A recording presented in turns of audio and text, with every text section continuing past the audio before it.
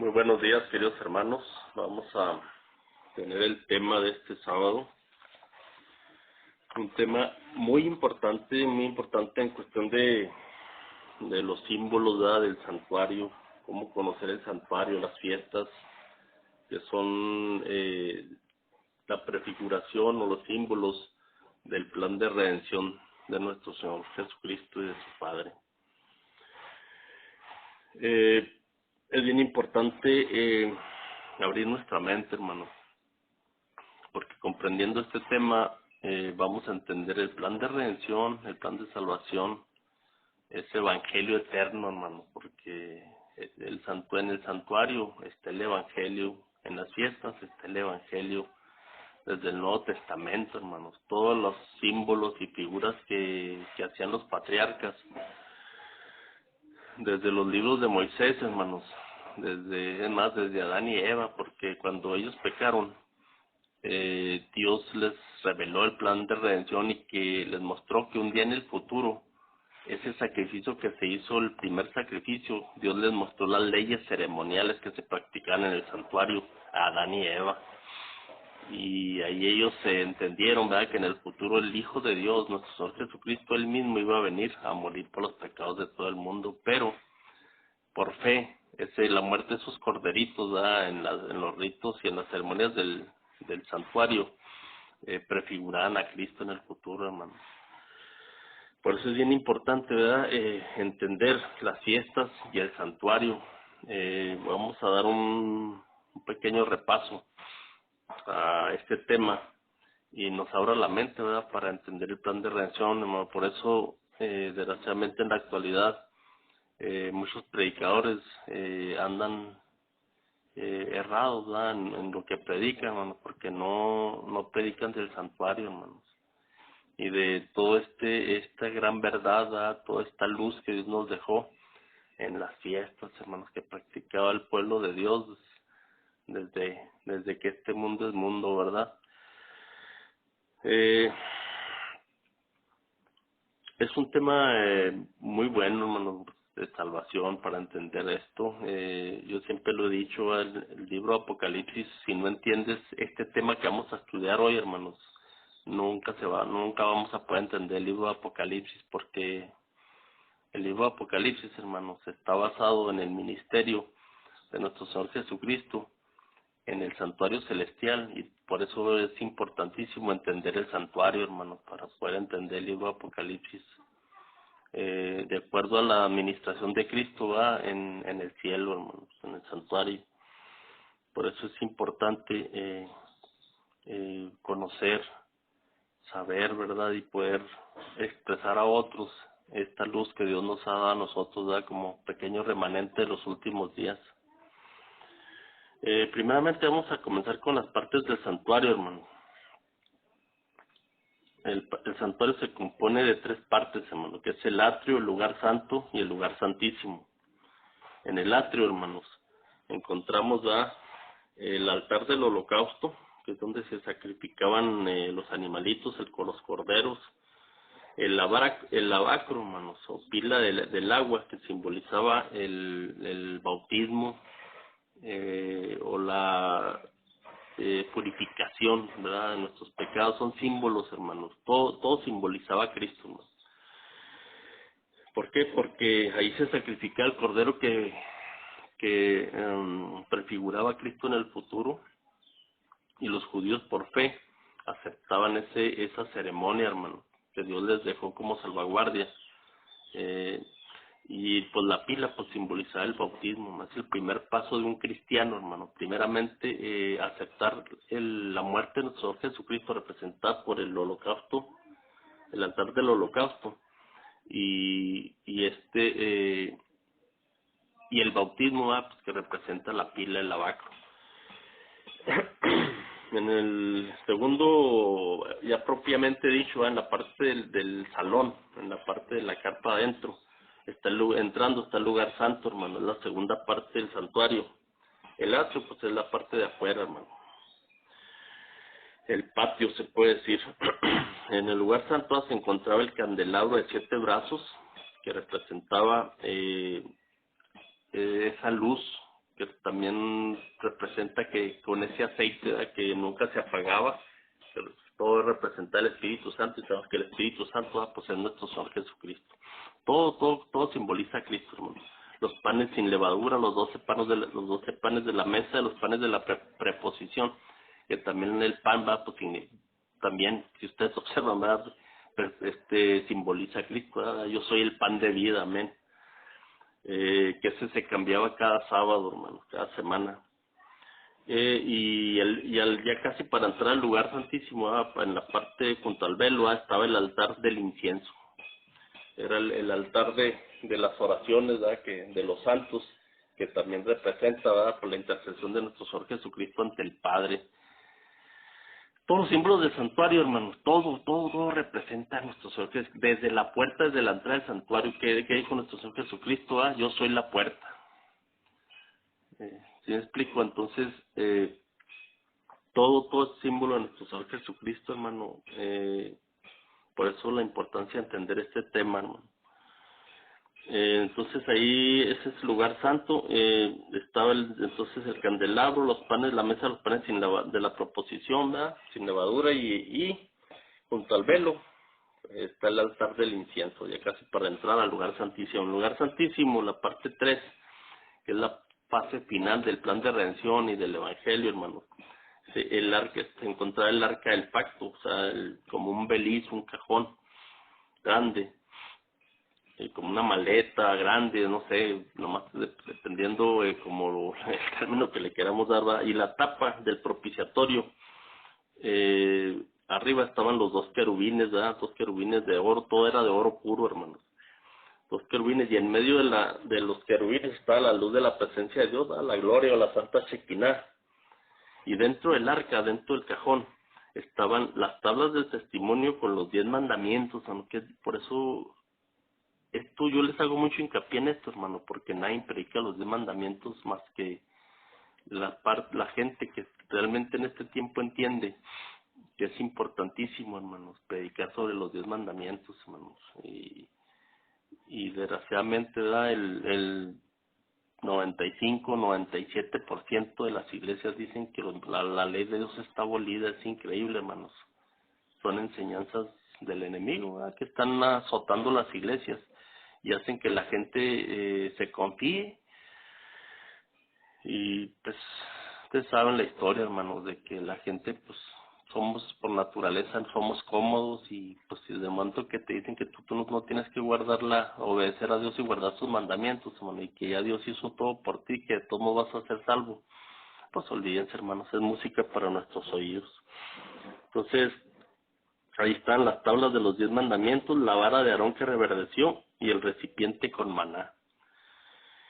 Y todo tiene un sentido, hermano. O sea, está porque Dios te estaba diciendo con la vara de Aarón, ¿verdad?, que en este tiempo sí iba a haber profetas, que Dios no iba a dejar a su pueblo en tinieblas. Y el maná, ¿verdad?, pues representa más que nada que en este tiempo el pueblo de Dios de los últimos días va a ser un pueblo que va a comer saludablemente, hermano, comida sana, que recordemos que nuestro cuerpo es templo del Espíritu Santo, y debemos de tener pues bastante cuidado, ¿verdad?, porque en este tiempo pues estamos viendo un mundo que se está muriendo, hermano, por nuestra manera de comer, y no nos aplicamos los 10 remedios naturales, pues, que Dios nos dejó para no enfermarnos, hermano, y no lo tomamos en cuenta, y desgraciadamente pues estamos enfermos, hermano, estamos enfermos. ¿Por qué? Por no obedecer lo que Dios manda en su santa y bendita palabra, hermano. Y desgraciadamente va a llegar el momento en que nos enfermamos, entonces sí buscamos a Dios y le pedimos, y hay muchos que se van al otro extremo, ¿verdad?, de que hasta le echan la culpa a Dios, ¿verdad? Es terrible la situación, hermano. Todo está por el pecado que hay en este mundo y la desobediencia, hermano. Esas son las 3 partes y las cosas que se encuentran dentro del santuario, hermanos. Y estas 3 partes del santuario, hermano, concuerdan perfectamente con las fases del ministerio de Cristo. Vean qué hermosa relación hay en todo esto, hermano, y que sea en serio de todo corazón, que es una gran bendición para todos nosotros. En la primera fase, hermanos, que o sea, representa la primera fase del santuario, o la primera parte que es el atrio, representa la primera venida de Cristo, su ministerio terrenal hasta su muerte y la resurrección, ¿verdad? Porque nuestro Señor Jesucristo está vivo, hermano. Representa el atrio, todo lo que él vino, el tipo y el antitipo se juntaron con él vino, y esas ceremonias que practicaron por muchos siglos, hermano. Cristo vino y cumplió cabalmente, ¿verdad?, esa fiesta en la Pascua, y vino y cumplió con su muerte, con su crucifixión, ¿verdad? Pues dio su vida, ¿verdad? Y derramó su sangre, ¿verdad?, por los pecados de todo el mundo, hermanos, y nos dio una esperanza a todos los que creamos en ese sacrificio que él vino e hizo aquí en la tierra, hermanos. Y eso representa la parte del atrio, que es donde está el altar del holocausto. Observen que todo concuerda perfectamente, hermanos. Segunda fase es la ascensión o intercesión por nosotros durante 18 siglos, del año 31 a 1844, hermanos. Esto corresponde al lugar santo, como sumo sacerdote. Y exactamente, hermanos, en la segunda fase, en la parte del lugar santo, ¿verdad?, fue cuando nuestro Señor Jesucristo, ¿verdad?, ascendió al cielo, en Hechos de los Apóstoles, ¿verdad?, que lo vieron los discípulos ascender al cielo, y empieza el ministerio de los apóstoles, en Hechos 2, en Hechos 1 y 2, perdón. Entonces ahí comienza la fase de Cristo en el santuario, como sumo sacerdote en el santuario celestial, hermano, no hecho por manos humanas. Y si ustedes observan, de ahí comienza la historia del libro de Apocalipsis, ¿verdad? Porque Juan en Apocalipsis 1, ¿verdad?, lo ve en medio de los 7 candeleros, ¿sí me explico?, que arden de día y de noche, y él lo vio y lo describe, cómo estaba vestido y todo. Entonces, como sumo sacerdote, y si ustedes observan, en el lugar santo, ¿verdad?, están el candelabro de los 7 brazos, hermano. Ahí empieza su ministerio por 18 siglos, ¿verdad?, hasta 1844, que es cuando pasa del lugar santo al lugar santísimo. Y la tercera fase, cuando Cristo se pone su traje al final, ¿verdad?, cuando en la terminación de este mundo, está él como sumo intercesor, como abogado, intercesor, mediador entre nosotros y el Padre, hermanos. Pero en la tercera fase, ¿verdad?, llega el momento que se pone su traje de juez, y es cuando viene la segunda venida por su pueblo, a dar a cada uno su recompensa según sean sus obras, y esto le corresponde en la tercera fase, que es el lugar santísimo, hermano. Como ven, todo concuerda perfectamente con las partes del santuario. Ahora, las siete fiestas, hermanos, que se llevan en el santuario, ordenadas por Jesús, que estas las podemos encontrar en Levítico 23. Tenemos en la primavera la Pascua, los panes sin levadura y las primicias. Son las tres fiestas, ¿verdad?, que es en el primer mes, a los 14 días que empieza la Pascua del calendario judío, que es el mes de Abib. Luego en el verano, ya para terminar la primavera, casi para comenzar el verano, tenemos el Pentecostés, que son 50 días después de las primicias, hermano. Por eso es la fiesta de las semanas también, se conoce. Y la tercera parte, que es en el otoño, tenemos las trompetas, la expiación y los tabernáculos, que es la fase final y la segunda venida de nuestro Señor Jesucristo para llevarnos a las mansiones celestiales, hermanos. Todo concuerda, tanto las partes del santuario como las fiestas, perfectamente con el plan de redención, hermanos. Estas fiestas, ¿verdad?, también están comprendidas en las partes del santuario. Las de primavera representan el atrio, que representan exactamente pues la Pascua, los panes sin levadura y las primicias, ¿verdad?, que son las que cumplió nuestro Señor Jesucristo en su ministerio terrenal, y concuerdan perfectamente, hermano, hasta en fechas y todo. Las de verano representan el lugar santo, término de la primavera, comienzo del verano, representan al lugar santo, y las del otoño representan al lugar santísimo, que es la tercera fase del plan de redención, hermanos. El santuario Es la base de nuestra salvación y de nuestra fe, hermano, eso es cierto.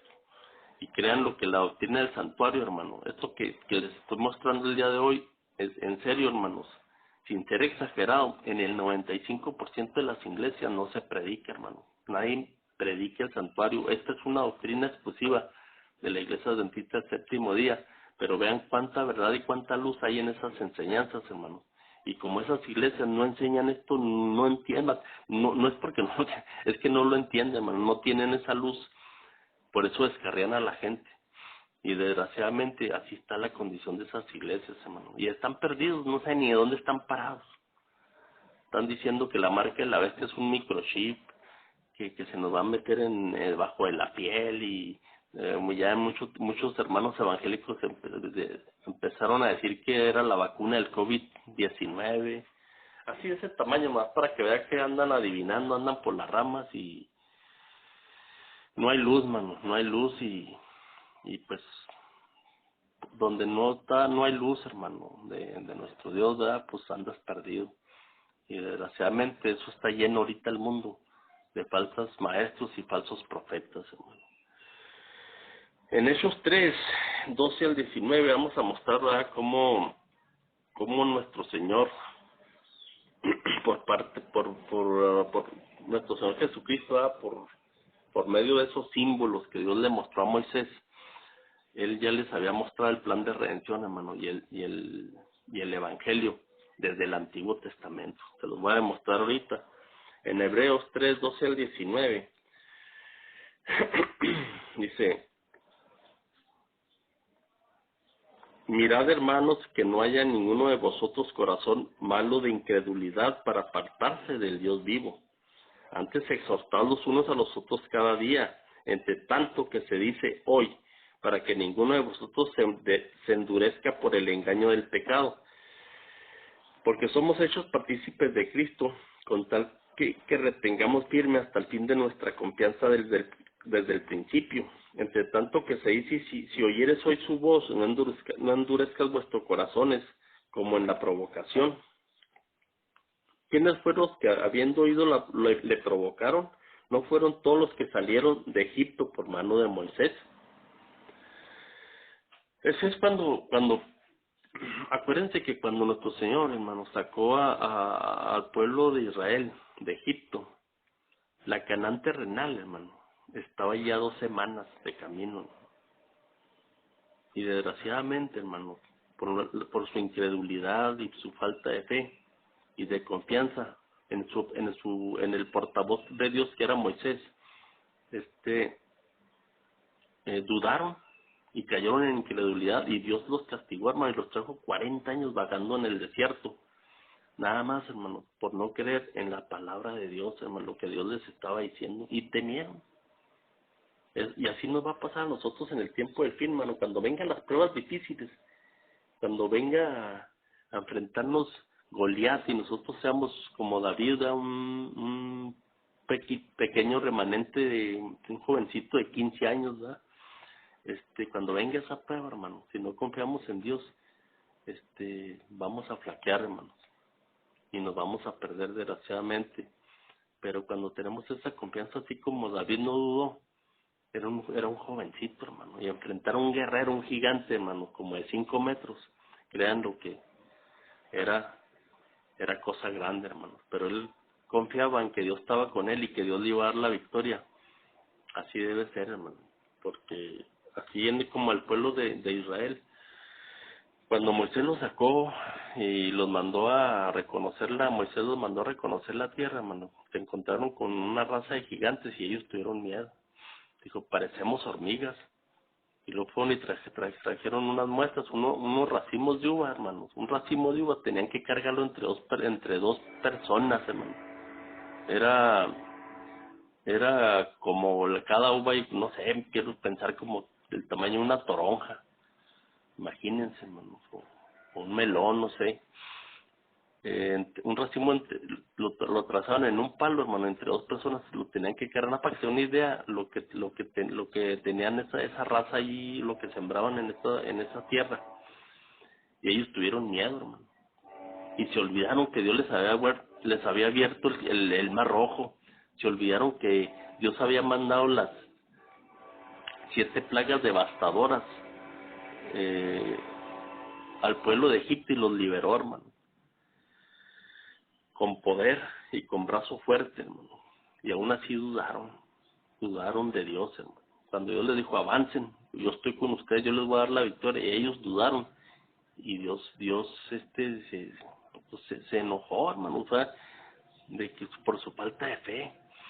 Y Dios dijo, esa generación, dijo, todos esos que dijeron que no se podía, los dijo, se van a acabar en el desierto, y Dios los trajo 40 años hasta que se acabó esa generación. Los únicos que no dudaron fueron Josué y Caleb, fueron los únicos, hermano. Y de ahí ellos fueron los únicos que entraron a la Canaán terrenal, cuando después murió Moisés, y tomó el mando Josué. Ellos y su familia, su descendencia, fueron los que entraron a la Canaán terrenal. Entonces, previo a la entrada, pero a la Canaán celestial, hermano. Todo lo que sucedió aquí en la tierra se va a volver a repetir en el tiempo del fin, hermano. Todo Dios nos lo dejó para nuestra enseñanza. Va a volver a suceder en el tiempo del fin, hermano. Ya previo, mucha gente va a tener miedo y van a dudar. Y desgraciadamente van a quedar en el camino. Y pues que Dios nos dé fortaleza a nosotros, ¿verdad? Para nosotros estar firmes para cuando eso suceda, hermano, porque son pruebas tremendas que Dios nos va a hacer pasar para ver si estamos listos para ir al cielo, hermano. Por eso dice, entre tanto que se dice, si oyeres hoy su voz, no endurezcas vuestros corazones como en la provocación. Ellos provocaron a ir a Dios, hermano. ¿Quiénes fueron los que, habiendo oído, le provocaron? ¿No fueron todos los que salieron de Egipto por mano de Moisés? Y con quienes estuvo el disgustado 40 años, ¿no fue con los que pecaron, cuyos cuerpos cayeron en el desierto? ¿Y a quienes juró que no entrarían en su reposo, sino aquellos que desobedecieron? Y veremos que no pudieron entrar a causa de su incredulidad. Hebreos 4:1, hermano. Temamos pues, no sea que permaneciendo aún la promesa de entrar en su reposo, alguno de vosotros parezca no haberlo alcanzado, porque también nosotros se nos ha anunciado las buenas nuevas como a ellos. ¿Quién les anunció las buenas nuevas a ellos del Evangelio, hermano? Moisés. Realmente Moisés fue el primer evangelista, hermano. Y aquí se los acabo de leer. Porque también a nosotros se nos ha anunciado la buena nueva como a ellos, pero no les aprovechó al oír la palabra, por no ir acompañada de fe en los que la oyeron. Pero los que hemos querido entramos en el reposo de la manera que dijo, por tanto juré en mi ira, no entrarán en mi reposo, aunque las obras suyas estaban acabadas desde la fundación del mundo, porque en cierto lugar dijo así del séptimo día, y reposó Dios de todas sus obras en el séptimo día, y otra vez aquí no entrarán en mi reposo. Por todas aquellas personas y predicadores y disque profetas de este tiempo, hermano, que dicen que el sábado está abolido, hermano. Dios te lo vuelve a marcar en el Nuevo Testamento, aquí en esta cita que les acabo de leer, hermano. Y por su incredulidad, hermanos, y por enseñar cosas, por enseñar mentiras y descargar a tanta gente, vean lo que va a pasar, hermano.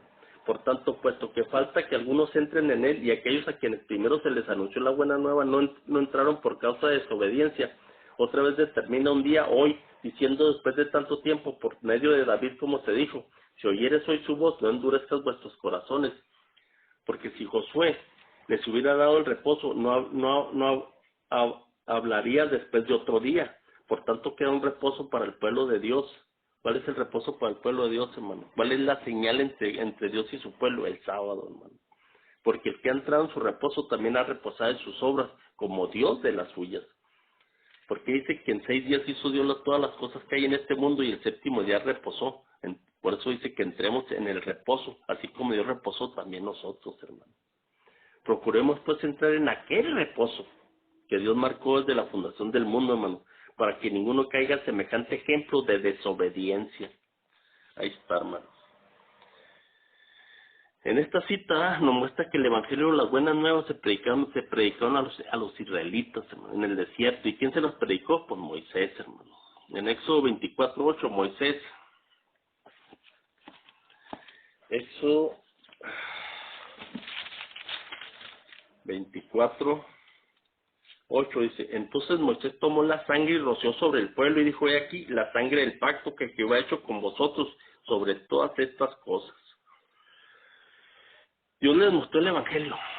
Dios les hizo ese sacrificio, hermano. Dios derramó esa sangre preciosa, ¿verdad?, que prefiguraba la de Cristo en el futuro, y les mostró el evangelio y el plan de redención ahí.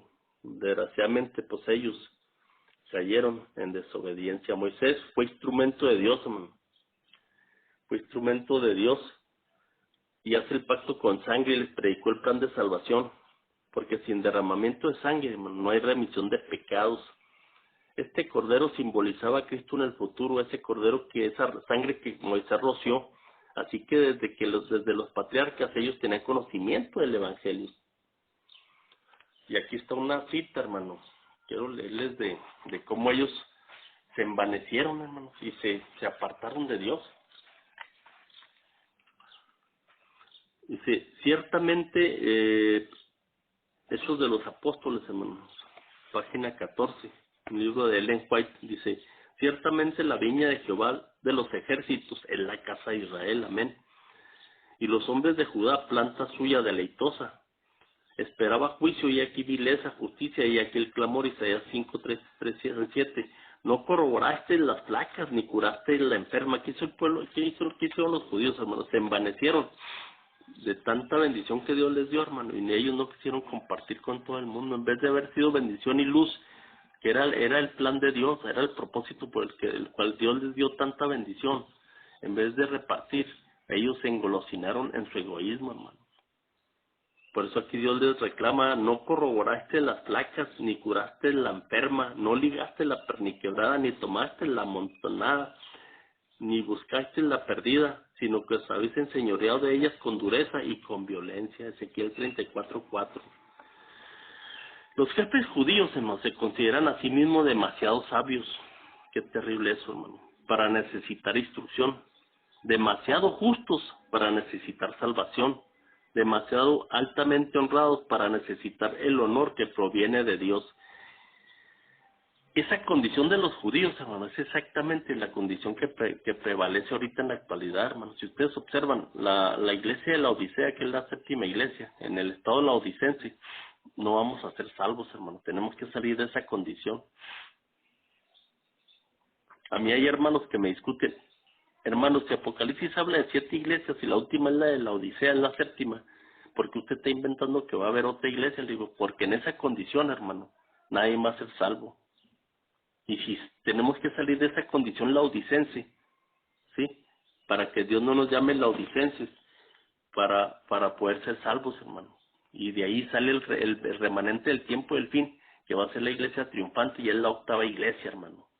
Es la última, es el último remanente de Dios, ya previo a la venida de Cristo. ¿Por qué? Porque es simple, hermano, y es lógico, hermano. En esa condición laodicense no vamos a ser salvos, hermano. Y esa es la misma condición que tenían los judíos. Por eso aquí en este escrito está tremendo, hermano. Los jefes judíos se consideran a sí mismos demasiado sabios para necesitar instrucción, demasiado justos. Por eso que dice la iglesia de la Odisea, hermanos, soy rico, de nada tengo necesidad. Tremendo, hermanos. ¿Y qué les dice Dios en su condición de ellos? Para mí, ante los ojos de Dios, son unos pobres, miserables, ciegos y desnudos, hermanos. Demasiado justos para necesitar salvación, demasiado altamente honrados para necesitar el honor que proviene de Cristo. Y que el Salvador se apartó de ellos para que confiara a otros los privilegios que ellos habían profanado y la obra que habían descuidado. La gloria de Dios debe ser revelada, su palabra afirmada. El reino de Cristo debe establecerse en el mundo, hermano. La salvación de Dios debe darse a conocer en las ciudades del desierto. Y los discípulos fueron llamados para realizar la obra, escuchen, hermano, que los jefes judíos no habían hecho. Por eso Dios levantó la iglesia apostólica. Por eso Cristo les dijo, ustedes se sentarán en 12 tronos y ustedes enjuiciarán a las 12 tribus de Israel. ¿Cómo estará la cosa, hermano, ahí? Y ahí es donde entra también la parábola de Cristo de Mateo 21, 33 al 45, que un señor plantó una viña. ¿Quién era el Señor? El Padre Celestial, y la arrendó a unos labradores, y que después no les mandó cobrar, va, y no le quisieron pagar a todos los que le enviaban, los golpeaban, algunos hasta los mataban, hermano. Y al final dijo, van a tener perdón, van a tener respeto por mi hijo, les mandó al hijo, y dijeron, este es el heredero, matémoslo y quedémonos con la heredad. Es exactamente, hermano, lo que hacemos, y es exactamente lo que está haciendo todo el sistema religioso falso de la actualidad, hermanos, y es exactamente lo mismo que hicieron los fariseos en aquel tiempo, hermano, y se vuelve a repetir, pero hoy en una magnitud mundial, hermanos, en una magnitud mundial. En Lucas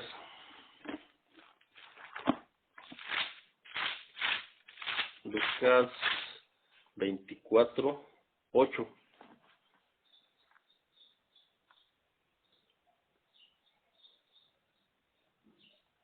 Lucas 24, perdón, hermanos, 24, 44, 47. Dice, y les dijo, estas son las palabras que os hablé, estando aún con vosotros. Estas son palabras de Cristo textuales, escuchen, hermano, que era necesario que se cumpliese todo lo que está escrito de mí en la ley de Moisés. ¿Quién es el Evangelio, hermanos? Cristo, amén, hermanos. En la ley de Moisés, en los libros de Moisés, hermanos, en los profetas y en los salmos. Todo el plan de redención, hermano, viene desde el Antiguo Testamento, hermano. Y ahorita escuchan predicadores decir que el Antiguo Testamento ya no nada tiene que ver, está abolido, que es obsoleto. Así predican, hermano, en la actualidad. ¿Dónde está dónde está el Evangelio, hermano? Desde el Antiguo Testamento, desde la Torá, hermanos, desde los profetas y los salmos. ¿Y en dónde se habla del Evangelio? En los libros de Moisés. Claro que en el santuario, hermano. Esas leyes ceremoniales, ese santuario que Dios le dijo a Moisés que construyera, ahí está el plan de redención, hermano. Ahí está el Evangelio, hermanos. Pero no hay luz en esos líderes falsos, hermanos, y enseñan puras mentiras. En toda la Biblia, hermanos, se habla del conocimiento de Jesús desde el Antiguo Testamento. Jesús dijo, escudriñad las Escrituras, porque en ellas encontraréis la vida eterna y son las que dan testimonio de mí. Y cuando Cristo dijo esas palabras, hermano, ni siquiera se escribía el Nuevo Testamento, hermano. Génesis, la mujer que aplasta, en Génesis 3, hermano, la mujer que aplasta la cabeza de la serpiente, ¿sí? Y esta mujer, ¿qué simboliza, hermano? La iglesia. Y la iglesia es símbolo de Jesús, hermano. Es la novia, es la esposa, hermano. Desde el Génesis, Éxodo, el tabernáculo que construyó Moisés es símbolo de Jesús. Levítico, hermano, nuestro sacerdote y la víctima sangrante ofrendas por el pecado, símbolo de Jesús, hermano. Números, Jesús iba en la nube que los guiaba en el desierto, hermano. Eso lo podemos corroborar en 1 Corintios 10, 1 al 4, hermano. La nube que le seguía, la roca que le seguía esa roca, era Cristo, hermano. Deuteronomio, la tierra prometida, Jesús nuestra herencia, hermano. Es la Canaán terrenal en aquel tiempo, ahorita vamos por la Canaán celestial, hermano.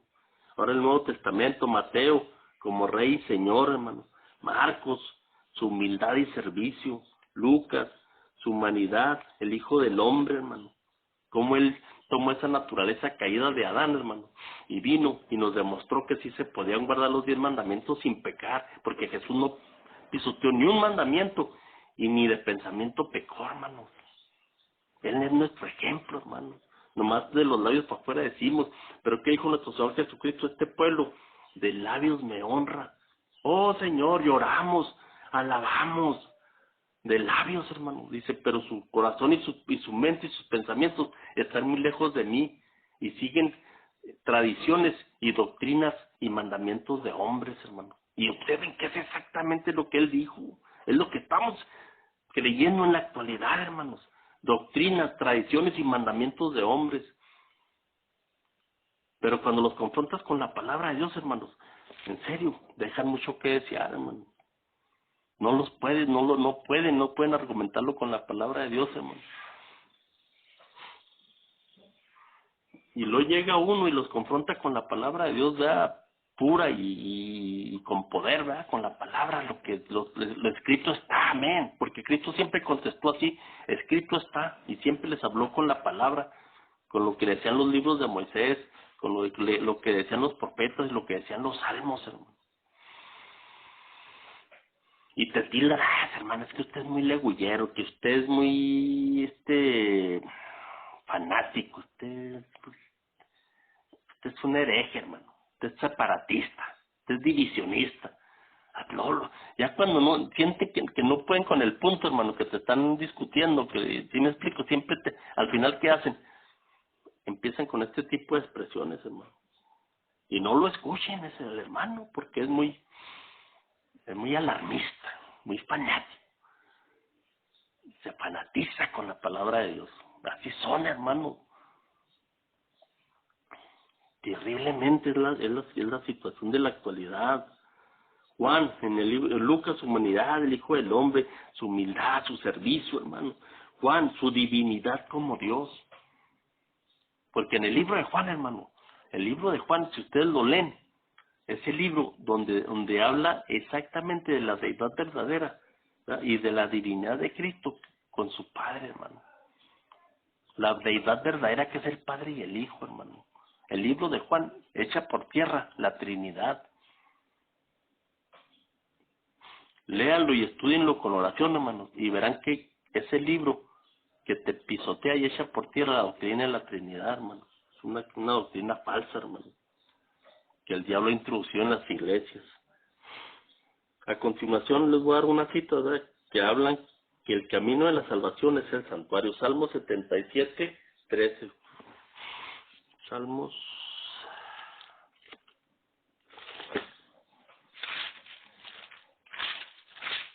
77. Oh Dios santo, es tu camino, que Dios es grande como nuestro Dios. Dice, a ver, déjame lo leo, hermano, desde...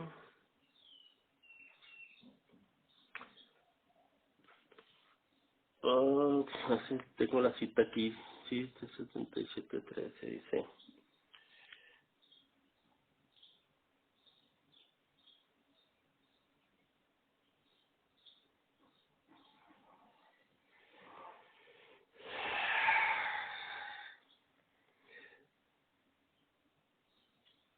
Ay, disculpe, hermano, estoy aquí leyendo, porque se me dice que noté mal esta cita.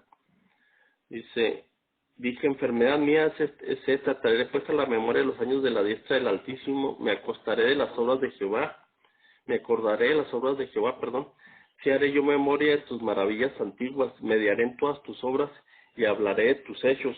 Oh Dios, santo es tu camino, que Dios es grande como nuestro, que Dios es grande como nuestro Dios. Tú eres el Dios que hace maravillas, y hiciste notorio en los pueblos tu poder. Con tu brazo redimiste a tu pueblo, a los hijos de Jacob y de José. Y si ustedes observan, hermano, haciendo referencia a esta cita que les estoy leyendo, cómo Dios les marcaba, porque era un pueblo peculiar, hermano. Ellos donde llegaban, todas las naciones sabían que donde estaba el tabernáculo que Dios le había dicho a Moisés que hiciera, ese santuario, todos los pueblos temían porque sabían que ahí estaba la presencia de Dios, hermanos. Acuérdense que en el lugar santísimo estaba ahí la presencia santa de la gran Chequina, y la gloria de Dios estaba allí. Estaba nuestro Señor Jesucristo siempre acompañándolos, hermano, en la nube que estaba arriba. En el día les tapaba el sol y en la noche se volvía como una antorcha para darles calor, porque el desierto en la noche es muy frío, hermano. Entonces, ahí todos esos caminos del pueblo de Dios, todo eso, ese peregrinar, hermano, las naciones, cuando miraban el santuario, ellos sabían que ahí estaba la presencia de Dios y temían todas esas naciones, hermano. A ver, otra cita, 63, 1 y 2.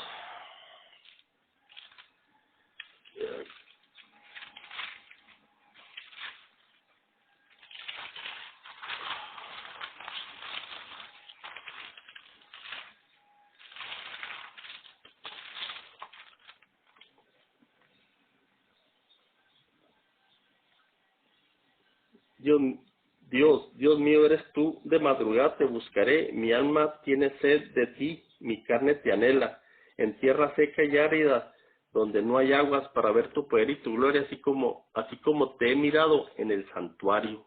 Amén. Porque mejor es tu misericordia que la vida, mis labios te alabarán, así te bendeciré mi vida, en tu nombre alzaré mis manos. Dice, entonces, tiene relación con la cita que les dé ahorita, hermanos, de que ahí estaba el poder y la gloria de nuestro Dios en el santuario. Dice, por eso dice que en el versículo 2, para ver tu poder y tu gloria, así como te he mirado en el santuario. Amén. Vean la relación que hay de lo que les estaba yo comentando ahorita.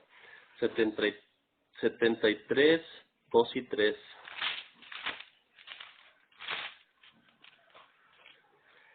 Dice, en cuanto a mí, casi se deslizaron mis pies, por tanto resbalaron mis pasos, porque tuve envidia de los arrogantes, viendo la prosperidad de los impíos. ¿Por qué no vienen? Porque no tienen congojas por su muerte, pues su vigor entero no pasan trabajos como los otros mortales, ni son azotados como los demás hombres, por tanto la soberbia los corona, se cubren de vestido de violencia. Hablando, es un salmo de David, hermanos. Hablando precisamente de que como en veces como que Dios te dice, voltéame a ver a mí y haz lo bueno. No tengas envidia de los que progresan o prosperan, porque cuántas veces no nos pasa a nosotros como cristianos, hermanos, que vemos gente que no hace cosas buenas, la verdad, ¿verdad? Ni siquiera buscan a Dios, ellos están viviendo a la deriva, en una vida sin propósito, ¿verdad? No quiero meterme tanto de criticar o algo, pues cada quien, ¿verdad? Algún día tú le vamos a dar cuentas a Dios, pero ves a esa gente, ¿verdad? Y los ves prosperar. Entonces tú dices, ¿cómo yo que sigo a Dios, verdad? Por eso Dios te dice, volteame a ver a mí, bástate mi gracia, ve, yo seré tu heredad, ¿verdad? Dios te está hablando a ti. Entonces te dice que no tengas envidia de los que prosperan, ¿no? En eso viene en el Salmo 37, dice, porque algún día los vas a voltear a buscarlos y ya no los vas a ver, ¿sí? Dice, ya no estarán, pero tú tendrás una bendición, tendrás una heredad gloriosa. Es una promesa hermosísima, nuestro Dios, hermano. Por eso debemos, en veces de tener cuidado, ¿verdad? Con todo ese tipo de cosas. En el 17 dice, hasta que entrando en el santuario de Dios comprendí el fin de ellos. Sí, captan, Diego, lleva una relación muy estrecha, de que muchas veces entiendes, estás tú, pues pensando, pero ¿por qué a ellos les va bien? ¿Yo qué hago? Trato de alabar a Dios, de hacer las cosas correctamente. ¿Por qué? ¿Qué pasa? Pero Dios te da la respuesta precisamente en el santuario, hermano. Por eso en el versículo 17, hasta que entrando en el santuario de Dios, comprendí el fin de ellos. Tremendas citas, hermano, muy interesantes. Hay otra aquí en el 134, 2 y 3. Dice, mirad, bendecid a Jehová vosotros todos los siervos de Jehová, los que en la casa de Jehová estáis por las noches, alzad vuestras manos al santuario y bendecid a Jehová. Desde Sión te bendiga Jehová, el cual ha hecho los cielos y la tierra. Amén. Esto está bien interesante, hermanos, porque en el libro de Apocalipsis Juan dice que él no vio templo. Qué interesante, ¿verdad? Pero aquí te está diciendo que voltees a ver el santuario, el templo. ¿Por qué? Porque el santuario celestial, hermano, está en el monte de Sión, y el monte de Sión está fuera de la ciudad. O sea, por eso Juan dice, en la ciudad yo no vi templo, porque el templo, hermano, está en el monte de Sión, a los lados del norte de la ciudad. Es bien interesante todo esto, hermano. Por eso te dice, alzad vuestras manos al santuario y bendecid a Jehová. Desde Sión te bendiga Jehová, el cual ha hecho los cielos y la tierra. Amén. La completa comprensión, hermanos, de la administración de Cristo en el santuario celestial es el fundamento mismo de la fe, hermanos. Por eso les acabo de leer, alzad vuestras manos al santuario y bendecid a Jehová. Es el fundamento mismo de la fe, hermanos, de todos nosotros. El juicio investigador, el santuario deben ser comprendidos y entendidos, hermanos. El santuario es el centro del plan de redención. No debemos descartar hasta comprender este tema, hermanos. ¿Por qué? Porque ahí acuérdense que en el santuario, hermanos, se va a llevar también a cabo el juicio. También esa es otra doctrina que no se predica en esas iglesias. ¿Por qué? Porque no entienden ni siquiera el santuario, hermano, y menos van a entender el libro de Apocalipsis. Esto nos muestra, hermanos, que en los símbolos del santuario está una profecía compacta del Evangelio, contenido todo el plan de redención del principio a fin. Ahí está el mapa, hermanos, cronológico del plan de redención. Y sabremos con exactitud lo que Jesús está haciendo actualmente en el santuario celestial, hermano. Por eso es tan importante, hermano, comprender la profecía de Daniel 8:14, explicada en el capítulo 9 de Daniel, ¿verdad? Que son profecías que ya se cumplieron, ¿verdad? En el capítulo 8:14 de Daniel dice: hasta 2300 tardes y mañanas y el santuario será purificado. Entonces esas profecías son importantísimas y muy significativas para este tiempo, hermano. Ahora, todas las fiestas prefiguraban a Jesús. Les voy a dar un ejemplo, hermano. La Pascua, Jesús muere exactamente, hermano, a la hora nona, ¿sí? O sea, a las 3 de la tarde. Y es la misma hora en la que se sacrifica el Cordero Pascual en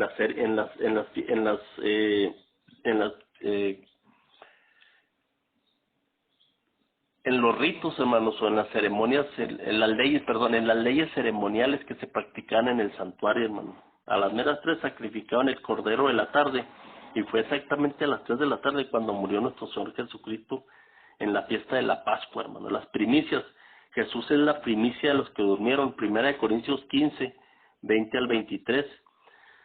Se los voy a leer así rápidamente, hermano.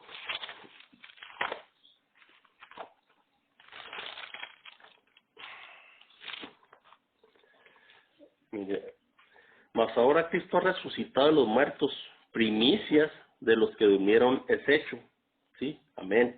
Porque cuando la muerte entró por un hombre, también por un hombre la resurrección de los muertos. Porque así como en Adán todos mueren, también en Cristo todos serán vivificados, pero cada uno en su debido orden. Hay un orden establecido en el cielo, hermano. Cristo, las primicias, son los 24 ancianos que están alrededor del trono del Padre y el Hijo, hermano. Luego los que son de Cristo en su venida, luego al fin cuando entregue el reino al Dios y Padre, cuando haya suprimido todo dominio, toda autoridad y potencia, porque preciso es que Él reine hasta que haya puesto a todos sus enemigos debajo de sus pies, y al poder enemigo que será destruido es la muerte, porque todas las cosas las sujetó debajo de sus pies, y cuando dice que todas las cosas han sido sujetadas a Él, claramente se exceptúa aquel que sujetó a Él todas las cosas. O sea, el Padre sujetó en los pies de Cristo todas las cosas, hermano. Pero Cristo jamás va a estar por encima de su Padre. Y eso, no, esta cita nada más, hermano, echa por tierra la doctrina de la Trinidad. Porque la doctrina de la Trinidad se dice que Cristo está al mismo nivel que el Padre, hermano. Que nadie es más que nadie. Son tres seres iguales, coeternos y coexistentes. Y eso es una gran mentira. La Biblia jamás enseña eso, hermano. 28. Pero luego que todas las cosas estén sujetas, entonces también el mismo Hijo se sujetará al que le sujetó a Él todas las cosas, o sea, el Padre, para que Dios el Padre sea todo en todos. Son citas claras, contundentes, hermano, y de estas citas echan por tierra la doctrina de la Trinidad, hermano. Y desgraciadamente, ¿a cuánta gente no tienen descarriada, hermano, con esas doctrinas falsas? Entonces, aquí están las primicias, ¿verdad? Que todas esas tumbas que se abrieron, ¿verdad? Cuando Cristo resucitó, son las primicias que Dios llevó ante el Padre. Se cumplieron ahí tres fiestas seguidas, hermanos. Miren, escuchen. Cuatro fiestas exactamente, porque fue la Pascua cuando Cristo muere. Las primicias, que vienen siendo todas las personas que llevó Cristo ante el Padre como primicias de la gran resurrección que va a ser en el tiempo del fin. ¿Sí? los panes sin levadura también se llevó, ¿verdad? Porque es todo el tiempo que, desde el viernes al domingo que Cristo estuvo en la tumba, estaba sin pecado, estaba muerto al pecado, hermano. Y los panes sin levadura, ¿verdad?, significan, ¿verdad?, sin pecado. Amén. Y luego ya entrando el verano, finales de la primavera, ¿verdad?, vino la fiesta del Pentecostés, que exactamente fue cuando nuestro Señor Jesucristo derramó su Espíritu Santo sobre sus discípulos en el aposento alto, en Hechos 2, hermano. Vean, esas fiestas ya las cumplió Cristo, literalmente, hermano. O sea, el viernes que murió Jesús, ¿verdad?, o sea, a las 3 de la tarde, a las 9 de la mañana, ¿verdad?, se echaban suertes sobre el campo sobre el cual se regaría la gavilla de las primicias. Se echaba una suerte sobre un campo donde se iban a tomar la gavilla de las primicias, que se iban a meter ante un olor grato ante Dios el domingo a las 9 de la mañana, que es después, que fue el día que Cristo resucitó. Pongan atención en eso, hermano, y todo eso se cumplió en lo que es en su ministerio terrenal, en su muerte, muerte, sepultura y resurrección de Cristo, hermano, y luego cuando ascendió al cielo. Amén. Entonces, ese campo, donde se iba a recoger la gavilla de las primicias, el campo sobre el cual cayó la suerte, se marcaba a las 3 de la tarde, hora no, en la misma hora en que murió Jesús. Sí, exactamente, era cuando se marcaba ese campo, ¿verdad?, para las primicias que se iba a hacer hasta el domingo en la mañana, hermano. Fue un día después del día de reposo, o el domingo de resurrección, fue cuando Cristo resucitó, exactamente, ¿verdad? El domingo a las 9 de la mañana se mecía la gavilla. En Levítico 23, 10 al 12 lo podemos leer.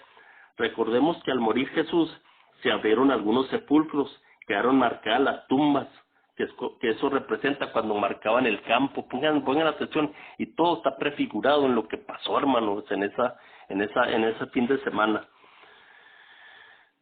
Quedaron marcadas las tumbas, pero no salieron los muertos, nomás se abrieron los sepulcros, pues no salieron, no resucitaron, ¿sí me explico? Sino que hasta que Cristo resucitó, esas tumbas salieron esos resucitados, que fueron las primicias que Cristo llevó ante el Padre, hermano. En Mateo 27, 50, 52 lo podemos leer, así como el campo que marcó el sacerdote, pero resucitaron después que Jesús resucitó el domingo en la madrugada. Cuando Jesús aparece a María Magdalena, Juan 20, 15 al 17, le dice que no le toque, porque no ha ascendido al Padre. Sí, eso fue bien tempranito, en la madrugada, ¿verdad? Pero a las 9 de la mañana, que era la hora tercera del domingo, Jesús se presenta ante el Padre con las primicias y todos los resucitados que levantó junto con él, hermano. Todos los que resucitaron para ser aceptos, y a esa misma hora el sumo sacerdote en el templo, en la tierra, mecía la gavilla a Jehová, que era la fiesta de las primicias, hermanos. Qué tremendo, y vean qué hermoso, y todo concuerda perfectamente, hermano. Pues les digo que hay mucha verdad, y una luz muy grande en todo este tipo de hechos que sucedieron, pero hay aquí la importancia de entender el santuario y las fiestas. Van agarraditos de la mano, porque las fiestas se llevan, los ritos y las ceremonias se llevan dentro del santuario, y ahí es cuando podemos entender el plan de redención. En Pentecostés, Hechos 2, lo que sucedió aquí en la tierra fue una consecuencia o resultado de lo que realmente sucedió en el cielo. ¿Por qué? Porque nuestro Señor Jesucristo fue entronizado en el cielo, hermano. ¿Sí? Vamos a leer Hechos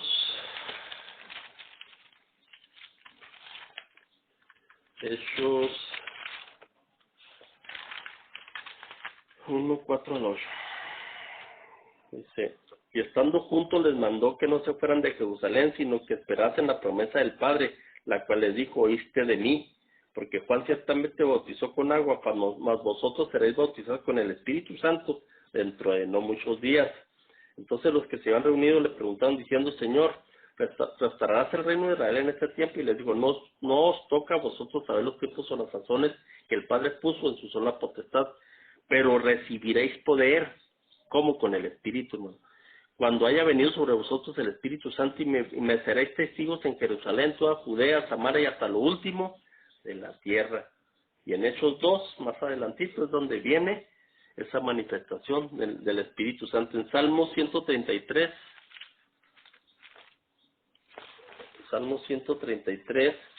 dice, mirad cuán bueno y cuán delicioso es, habitan los hermanos juntos en armonía. ¿Cómo estaban todos los discípulos en el Pentecostés? Unánimes, juntos, hermanos. Es como el buen óleo sobre la cabeza, el cual desciende sobre la barba de Aarón. ¿Quién era Aarón? El hermano Moisés, que era el sumo sacerdote, hermano, que prefigura también a Cristo en el santuario celestial como sumo sacerdote. Y baja hasta el borde de sus vestiduras como el rocío de Hermón que desciende sobre los montes de Sión. Amén. Entonces todo lo que sucedió, hermanos, el Pentecostés fue la entronización de Cristo. Cuando Cristo fue nuevamente ungido con aceite, que representa el Espíritu Santo, y dice que se chorreó todo en abundancia, hermanos. Y es un símbolo, ¿verdad?, que vino a dar hasta la tierra, hasta sus discípulos, y los ungió con el Espíritu Santo, hermano, que fue lo que realmente el derramamiento de la lluvia temprana, que fue lo que sucedió en el día de Pentecostés. Amén. Donde Jesús fue ungido como sumo sacerdote en el santuario celestial, fue entronizado y fue la dedicación del santuario, y el aceite con el cual fue ungido, ¿verdad?, pues fue tan abundante que resbaló hasta los discípulos en el aposento alto y recibieron la promesa, hermano. Derramó sobre ellos su espíritu y recibieron la promesa. Por eso es muy importante, hermanos, comprender todas las fiestas relacionadas con el santuario, que eran